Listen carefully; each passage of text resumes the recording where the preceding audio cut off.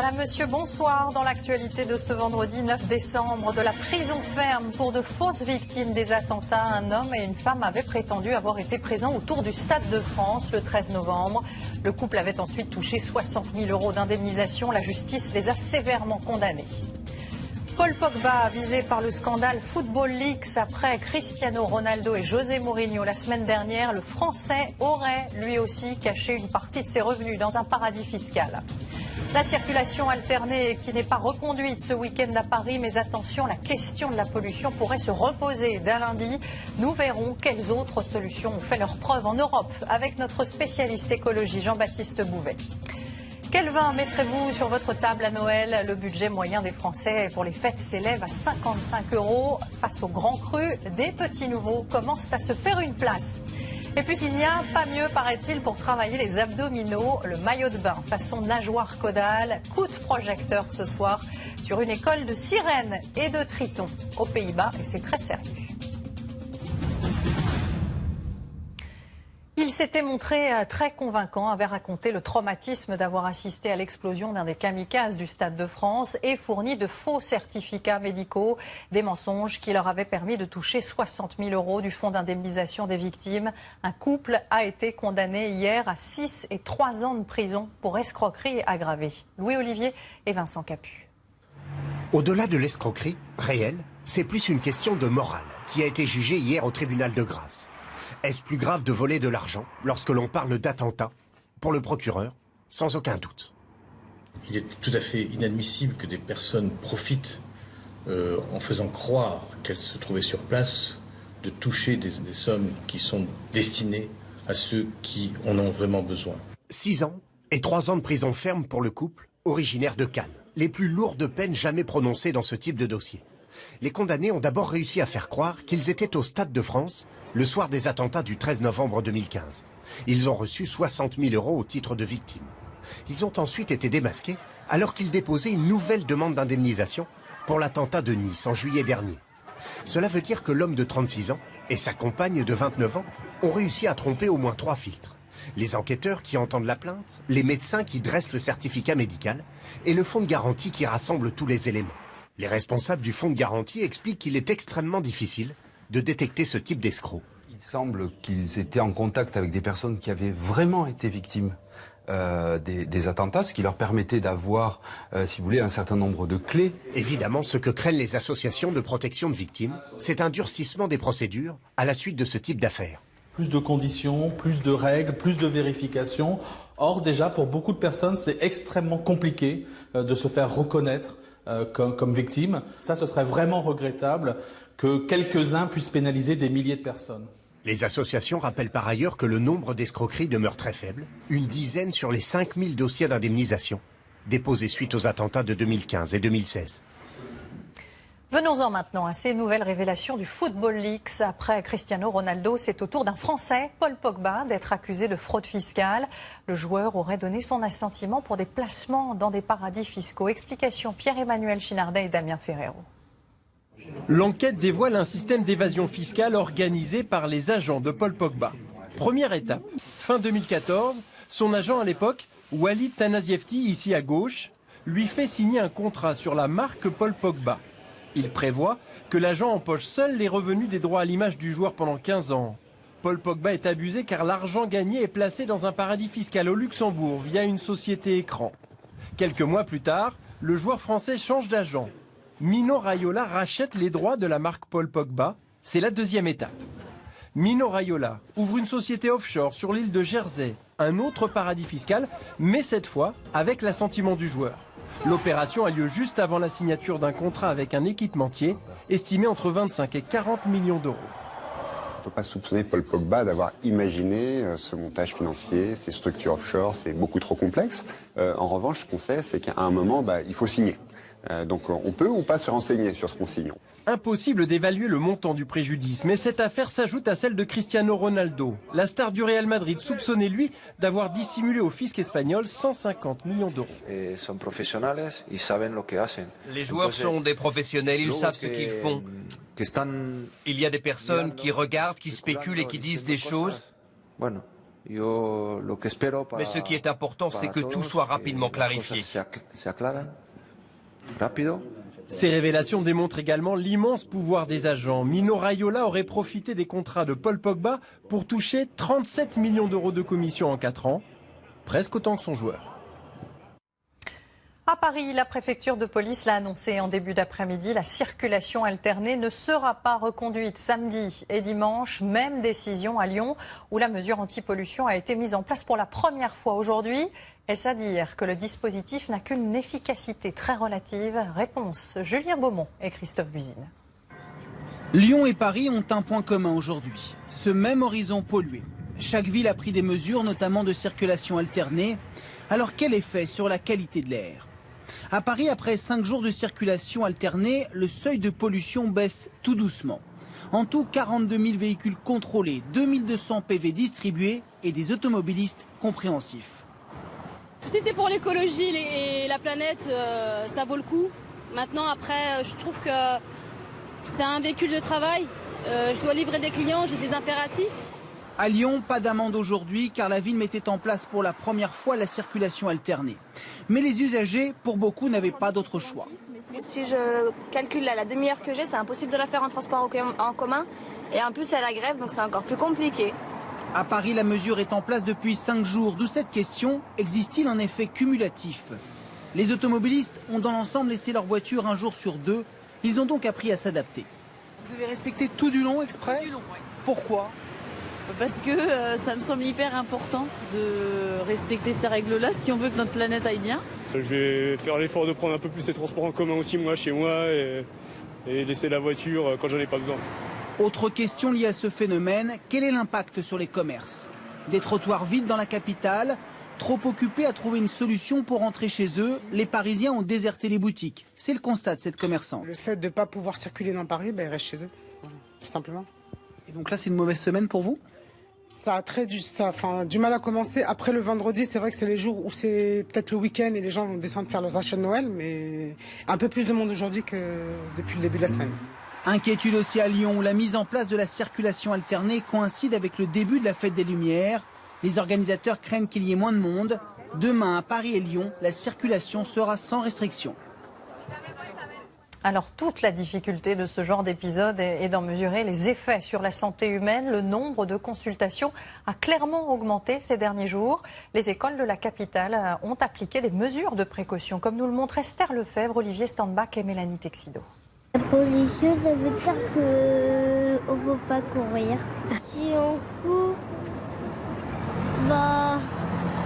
on aura mal. Ils ont bien retenu la leçon. Pollution rime avec drôle de récréation. On leur a demandé de rester au calme, de ne pas courir trop vite, de faire des jeux posés. Cette consigne était la même ces derniers jours pour tous les enfants des écoles parisiennes. Mais sont-ils particulièrement touchés? Tu te sens un peu mieux là? Ça va mieux? Oui, c'est vrai. Dans les hôpitaux parisiens, plus 35% d'enfants admis pour des problèmes respiratoires depuis début décembre. Un chiffre à prendre avec prudence, car nous sommes aussi en pleine épidémie de bronchiolite. On peut voir aussi d'une façon un peu plus marginale quelques enfants qui viennent pour des crises d'asthme ces derniers jours, mais l'essentiel de l'augmentation correspond à l'épidémie des bronchiolites. À court terme, les plus sensibles à la pollution sont les enfants asthmatiques avec des symptômes aggravés.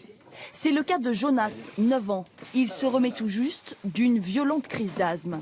Très mal à la gorge, j'avais mal au cœur et j'avais mal à la tête. Il a fait 3 crises en même pas un mois, chose que d'habitude il en fait 3 pendant tout l'hiver.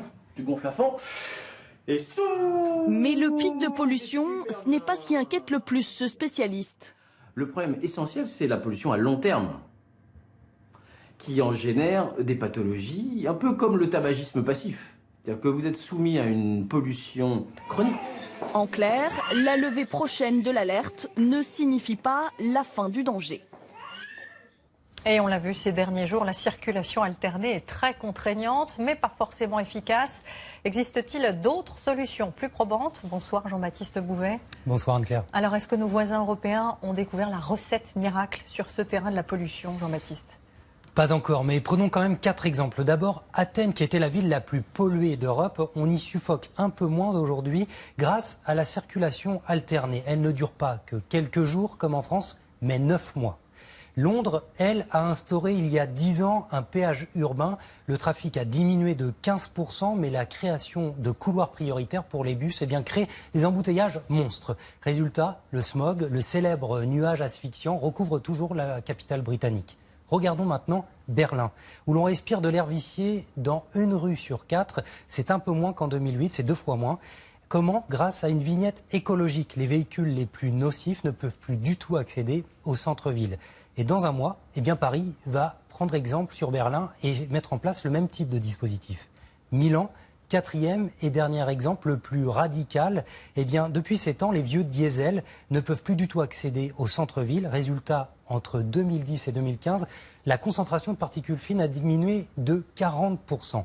3 capitales européennes, Athènes, Madrid et Paris, vont suivre cet exemple et bannir définitivement le diesel d'ici 2025. D'ailleurs, dès demain, le gouvernement veut mettre en place des mesures supplémentaires pour encourager l'achat de véhicules électriques. Merci beaucoup Jean-Baptiste pour ces différents exemples. Évoquons maintenant, toujours en termes de santé, cette action en justice qui met en cause un implant contraceptif fabriqué par le laboratoire allemand Bayer. Essure, c'est son nom, a été choisi par plus de 200 000 femmes en France depuis 2002. Mais certaines utilisatrices dénoncent des douleurs et des allergies graves. L'implant est déjà dans le collimateur des autorités sanitaires américaines. Isabelle Marc et Aurélie Erel.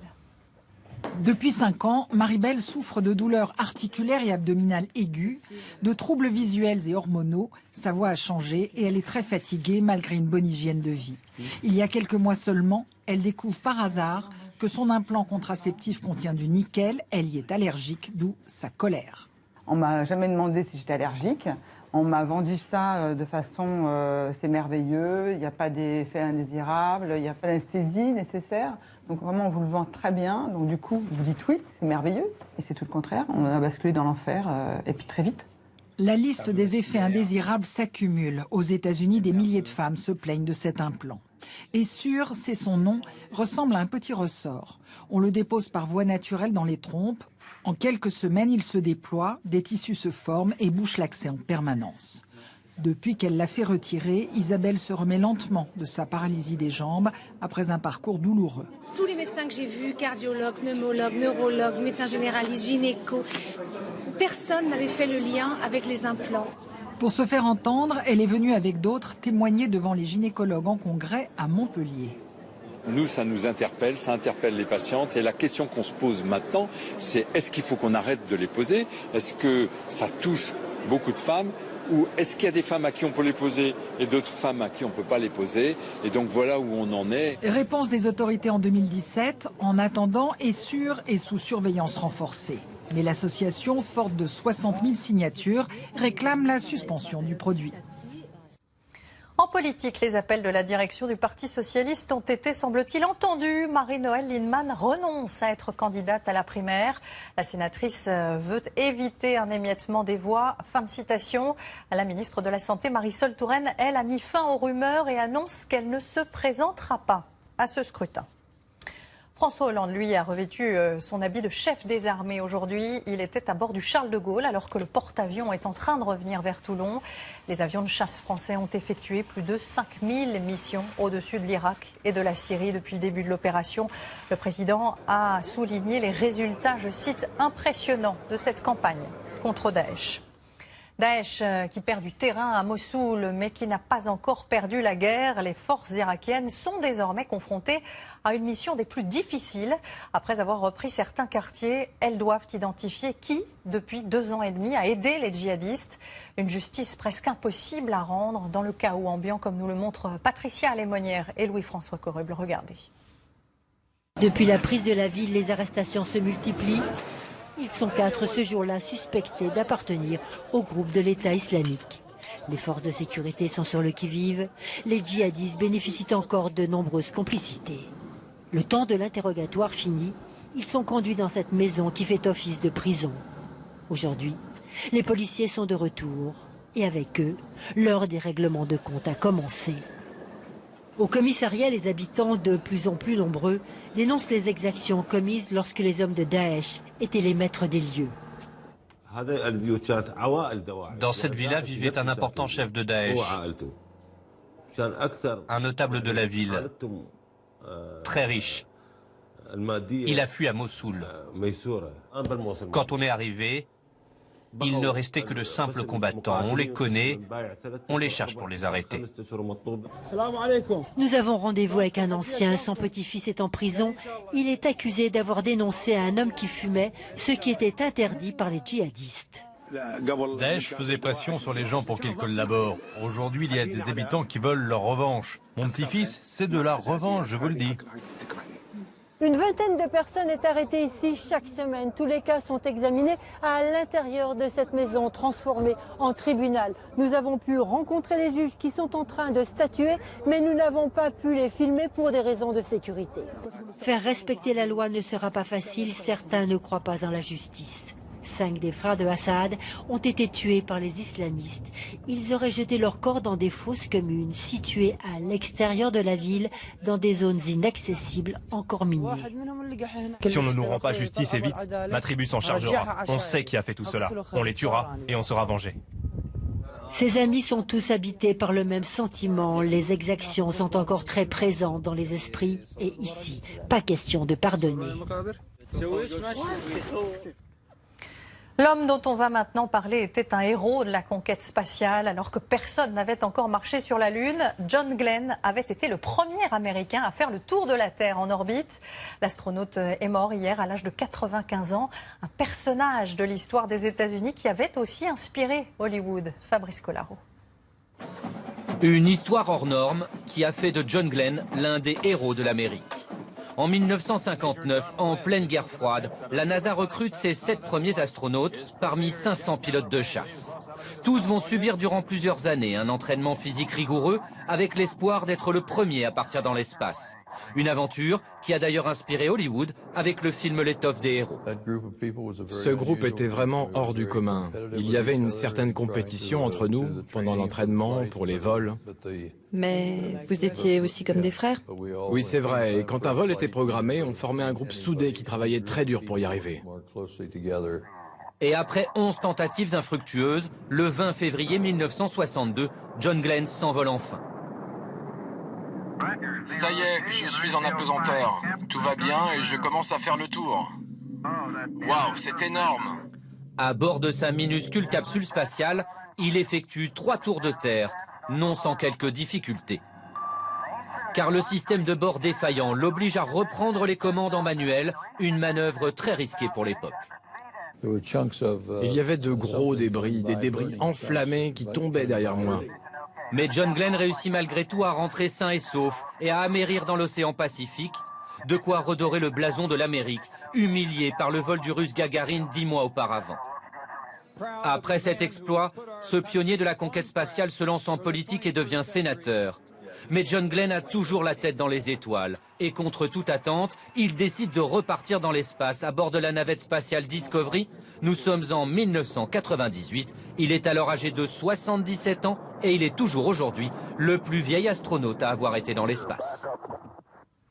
Nous ne sommes que le 9 décembre, mais le Père Noël, lui, a déjà commencé son tour du monde. Aussi surprenant que cela puisse être, il est devenu très populaire en Asie, un continent où l'on n'a pourtant pas vraiment la culture du vin chaud et des flocons.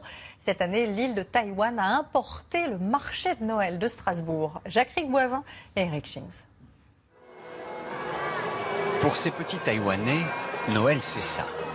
Depuis 5 ans, New Taipei City, la grande couronne de Taipei, joue la carte des watts et des décibels. Une fête foraine géante avec beaucoup de lumière, des sponsors et un gros succès. 3,5 millions de visiteurs attendus cette année. C'est une belle ambiance et chaque année ça prend de l'importance. Ça donne envie d'acheter des cadeaux aux enfants. Il y a 6 ans, les responsables du marketing de New Taipei City veulent dynamiser une période de fin d'année trop calme. Ils se tournent alors vers l'étranger. On cherchait un événement qu'on pouvait utiliser dans la durée et on s'est rendu compte que chez vous, les festivités de Noël commençaient déjà en novembre, les décorations, les achats. C'est pour ça qu'on a choisi Noël. Avec ses 509 mètres, la tour 101 a longtemps été la plus haute du monde. C'est le symbole de Taipei, 3 millions d'habitants essentiellement bouddhistes et taoïstes. La fête de famille ici, c'est le Nouvel An chinois. Cela n'empêche pas cette chaîne de magasins d'adopter les codes couleurs de Noël. La fête occidentale branchée fait vendre, c'est tout ce qu'on lui demande. C'est comme le Halloween en France, qui est une fête importée. Et Noël, pour Taïwan aussi, c'est une fête qui vient de l'étranger. Ce n'est pas dans notre tradition. Je ne suis pas chrétienne, mais Noël est une fête mondiale. Ce n'est pas seulement une fête religieuse. Et c'est là que l'Alsace entre en scène. La notoriété de ces marchés de Noël n'est plus à faire, elle intéresse des investisseurs taïwanais qui décident d'importer le concept à leurs frais. Bingo, l'investissement se révèle tout à fait juteux. Depuis quelques jours, le Made in France se vend très bien à Taipei. En 25 jours de marché, nous espérons accueillir plus de 500 000 personnes. La greffe a pris et ce n'est pas fini. Taipei refera un marché ici l'année prochaine. Il y a 2 nouveaux candidats sur les rangs, Hong Kong et la Corée du Sud. Strasbourg n'a pas fini de vendre la notoriété de son marché séculaire. Alors, à 2 semaines du réveillon, avez-vous déjà choisi les vins qui accompagneront votre menu? Les cavistes sont sur le pied de guerre. Chaque Français va acheter entre 3 et 6 bouteilles pendant les fêtes. Et vous allez le voir, il n'y a pas que le champagne et le Bordeaux. Axel Cariou et Loïc Legret. Quelque part en Bourgogne, un immense entrepôt. Nous sommes chez le numéro 1 français de la vente de vin sur Internet. Depuis 15 jours, le rythme s'accélère. C'est le balai des vignerons venus livrer eux-mêmes leurs marchandises et des poids lourds qui déversent des centaines de caisses de vin du monde entier. Chacune est ouverte avec une extrême précaution. Une bouteille, ça vaut 200 €. Donc ça fait 1200 € le carton. Si on en casse une, là, notre patron va pas être tellement content. À l'approche des fêtes, jusqu'à 10 000 bouteilles sortent d'ici chaque jour, 2 à 3 fois plus que d'ordinaire. À Noël, les Français ont un budget moyen de 55 € pour le vin. C'est à peu près la même somme tous les ans, mais leurs préférences changent. Les Français achètent un petit peu moins de vin en quantité, mais achètent bien meilleur. Et si les Bordeaux intéressent toujours, les Bourgognes font carton plein. La Bourgogne aujourd'hui est accessible à travers des petites appellations comme le Givry. Plus étonnant, voilà. L'arrivée sur les tables de fête du rosé, version luxe. Cette bouteille va coûter une centaine d'euros. Et c'est un vin que l'on peut accorder très facilement avec des fruits de mer, des oursins, des couteaux. C'est pas le rosé camping.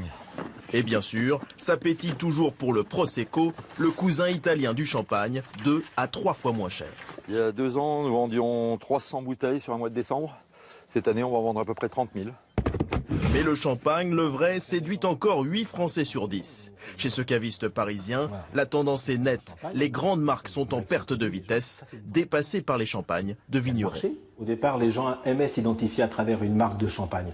Aujourd'hui, les gens préfèrent montrer, faire découvrir le champagne qu'ils ont découvert eux-mêmes et qu'ils veulent expliquer auprès de leurs amis. Et voici pour finir l'accessoire qui trouvera sa place au pied de nombreux sapins.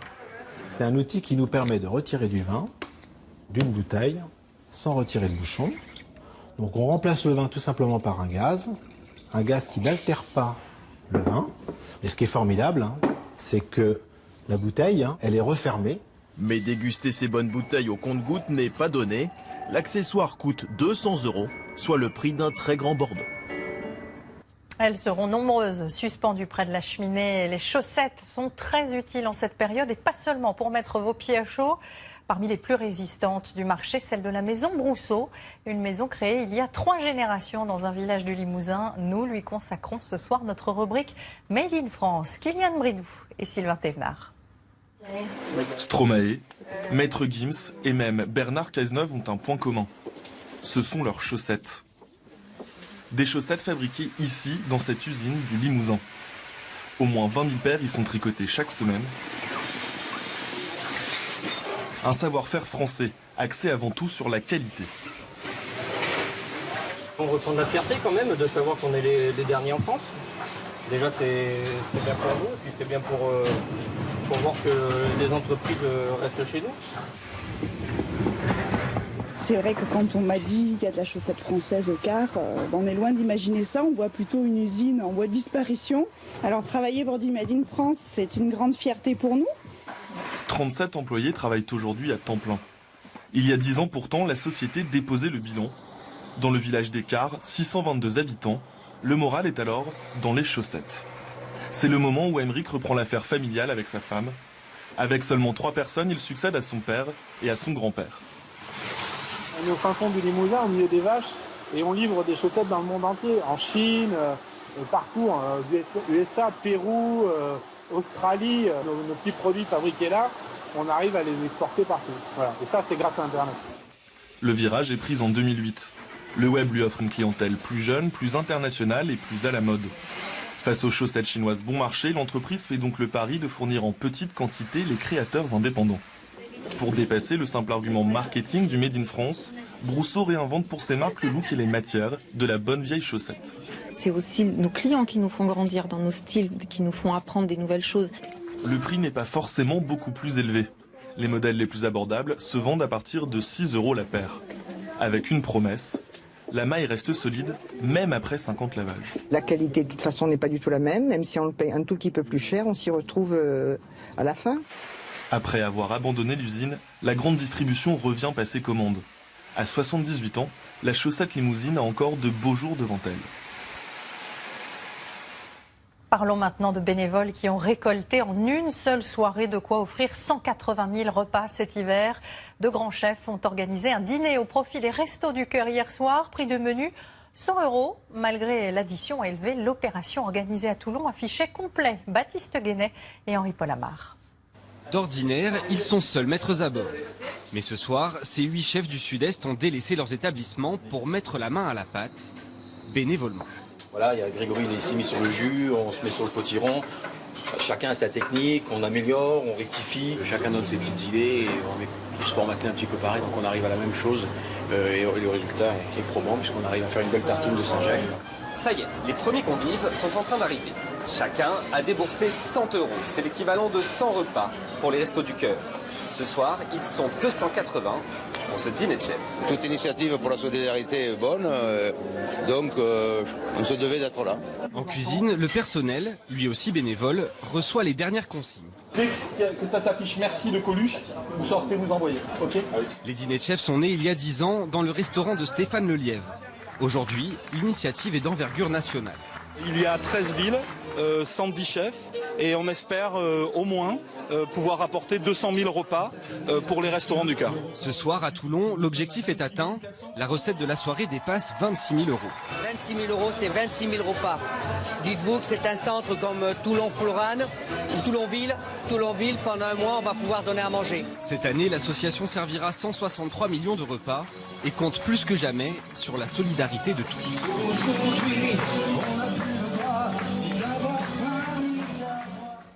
Partons maintenant à l'autre bout du monde, là où l'océan Pacifique et l'océan Atlantique se rejoignent. Thomas Coville a passé le Cap Horn avec 4 jours et 59 minutes d'avance sur le précédent record.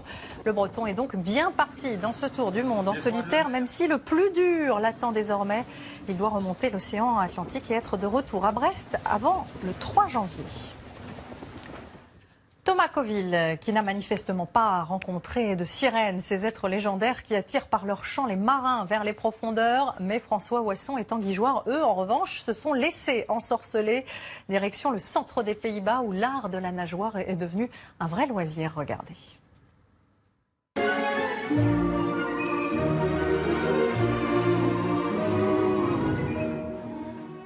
Elles ondulent avec grâce, créatures des océans, mi-femmes, mi-poissons, dont les chants et la beauté menaient les marins à leur perte.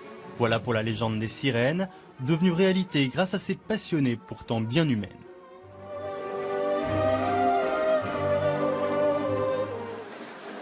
Marischke a 28 ans et 2 jambes, mais lorsqu'elle enfile sa nageoire caudale, elle devient cristal. Dans sa piscine de Zeist aux Pays-Bas, elle perfectionne au quotidien son personnage, sa technique, sa fluidité.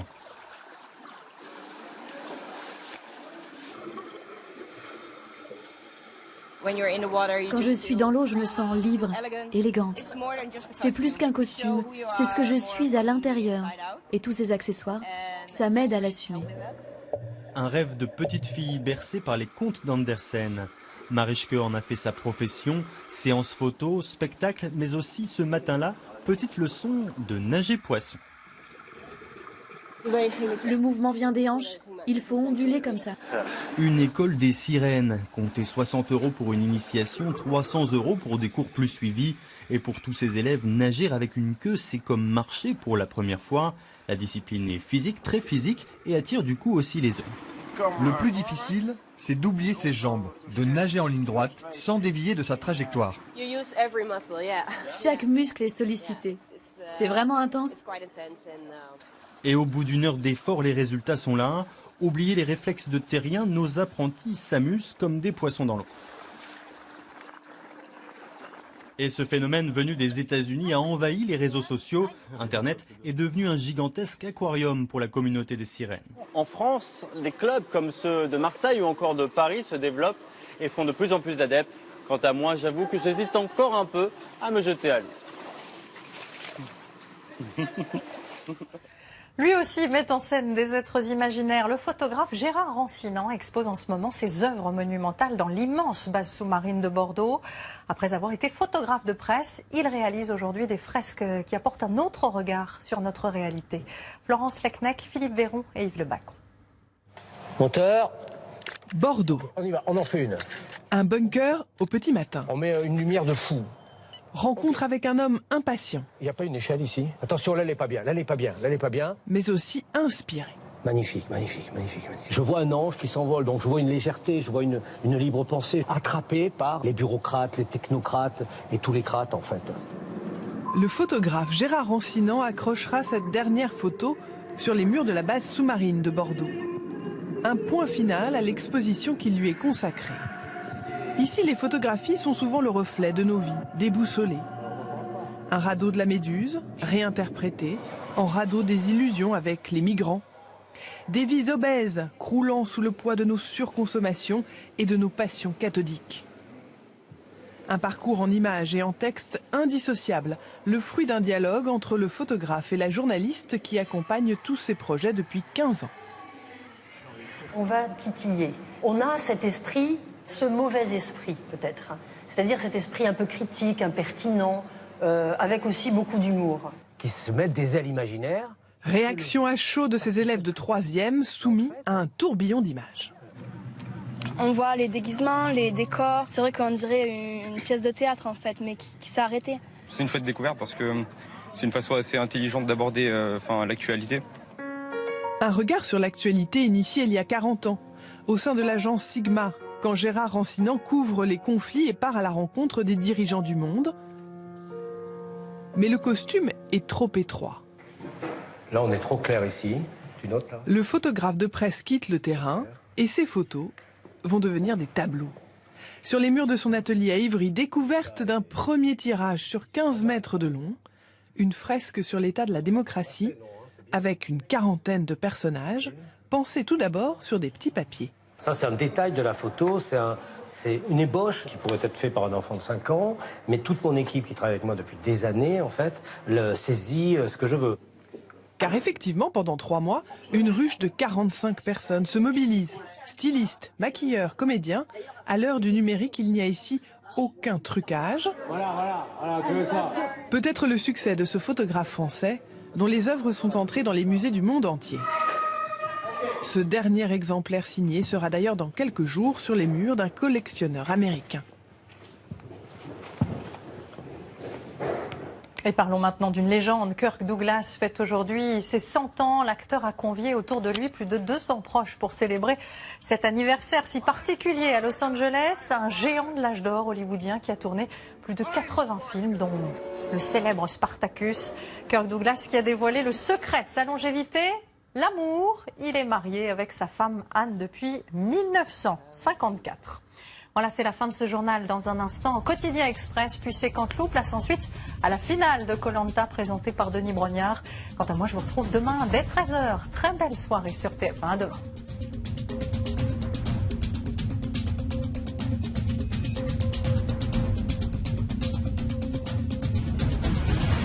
Retrouvez toute l'info sur le site sur MyTF1.